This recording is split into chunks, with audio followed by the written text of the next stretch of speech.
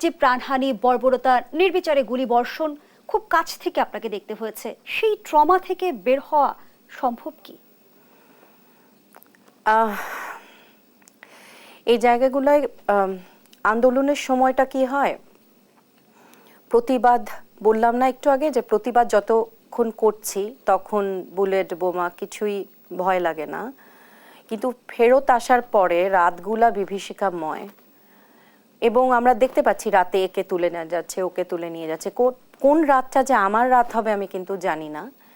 এবং নির্ঘুম রাতের যে পরবর্তী যে ইম্প্যাক্ট একটা মানুষের মনে পড়ে, মানসিক আঘাত যেটাকে বলে, সেটার সাথে যোগ হয়েছে, ধরে নেন আমি যেটা এর আগেও বলেছি যে আমি 5 তারিখের পর 6 তারিখ থেকে হাসপাতালগুলোতে আহত ছাত্রছাত্রী, পথচারী যারাই আহত হয়েছে আন্দোলনে তাদের কাছে একটু যাওয়ার চেষ্টা করেছিলাম, কারণ ওখানে চিকিৎসকদের সাথে ভলান্টিয়ার যারা ছিল, ছাত্ররা ছিল, তারা সমন্বয়ের চেষ্টা করছিল ওখানে। এবং আমার জাস্ট বিবেকবোধ থেকে আমার মনে হচ্ছে যে একবার ওদেরকে দেখে আসি এখন কেমন আছে তারা।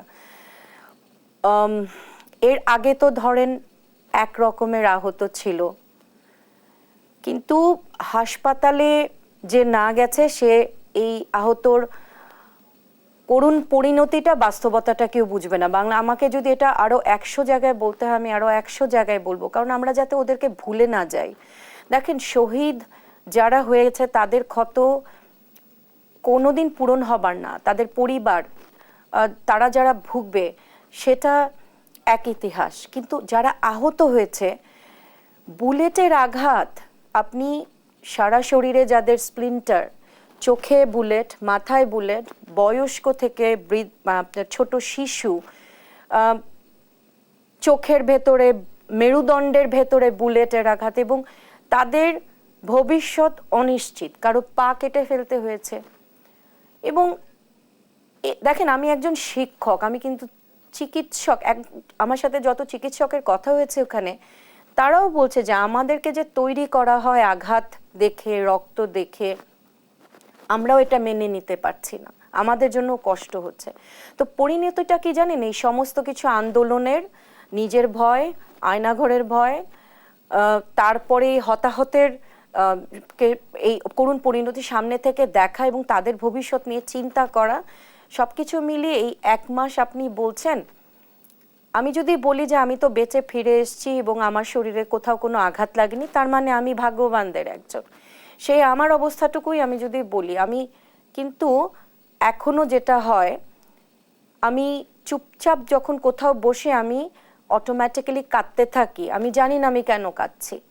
আমি রাতে কিন্তু এখনো ঘুমাতে পারি না এবং আতঙ্কে লাফ দিয়ে উঠছে, এবং দুঃস্বপ্ন যেগুলো আমরা সাধারণত বই খাতায় পড়েছি, এই যে একটা মানসিক আঘাত, আমি বই খুলে, আমাকে তো শিক্ষাক্ষেত্রে ফিরতে হবে তাই না, ক্লাসে তোমাকে যেতে হবে, ক্লাসে যেতে গেলে আমাদেরকে পড়ালেখাটাকে আমি বই পড়ছি কিন্তু আমার কিন্তু মাথায় কিছু ঢুকছে না, আমি কোথাও ফোকাস করতে পারছি না। এই যে ভেতরে অযথাই হয়তো বা কখনো একটা অস্থিরতা কাজ করে, শারীরিক এবং মানসিক যে ইম্প্যাক্ট ফেলেছে এই ট্রমা, এটা কিন্তু বই খাতা দিয়ে মেপে নেওয়া যাবে না। আর যাদের পরিবারে নিহত আছে, যাদের পরিবারে আহত আছে, যাদের সন্তানকে এখনো খুঁজে পাচ্ছে না লাশ, বেওয়ারিশ লাশ হিসেবে দাফন করা হয়েছে বিভিন্ন জায়গায়, তাদের পরিণতিটা আপনি চিন্তা করে দেখেন, তাদের বাস্তবতাটা কত করুণ হতে পারে।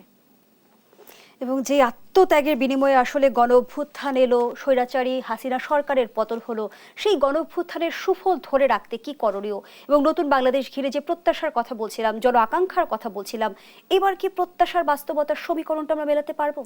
সমীকরণ মেলাবার জন্য সময়টা কিন্তু এখনো সময় হয়নি। আমাদের যেটা বলে যে গণ অভ্যুত্থানের যে প্রাথমিক বিজয়টা অর্জন হয়েছে, যে স্বৈরাচারী শেখ হাসিনা পতন হয়েছে এবং খুব নির্লজ্জ, মানে একটা বেশ খুব করুণ পরিণতি, তাকে দেশ থেকে চলে যেতে হয়েছে। হ্যাঁ, কিন্তু সেটা কিন্তু একটা প্রাথমিক বিজয়। এই প্রত্যাশা, বাংলাদেশের যে নতুন বাংলাদেশের স্বপ্ন, যে ফ্যাসিবাদী একটা তো সরকারের খালি বিরুদ্ধে ছিল না, এই কাঠামো, এবং ফ্যাসিবাদী আরো কঠিন কেন জানেন এটা ধরে রাখা, কারণ এই ফ্যাসিবাদী চিন্তা ধারণাটা না আমাদের মাথার ভেতরে গেঁথে দেওয়া হয়েছে এই 15 বছরে।